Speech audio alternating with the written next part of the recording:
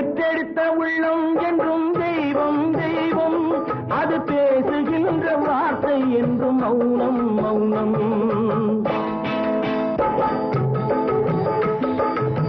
சக்தி வடிவானவளே அன்னை அன்னை, அவள் தான் அறிவாள் தான் வளர்த்த கண்ணை கண்ணை.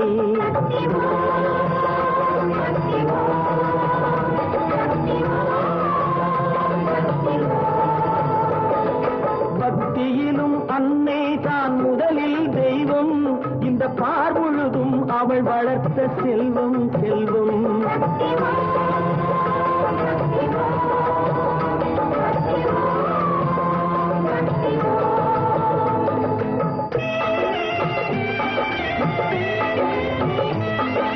பதியம் வைத்த மரம் புதிய தோட்டம் தனில் நின்று வாழ்வதுண்டு, புதியதாக வரும் உறவு யாவும்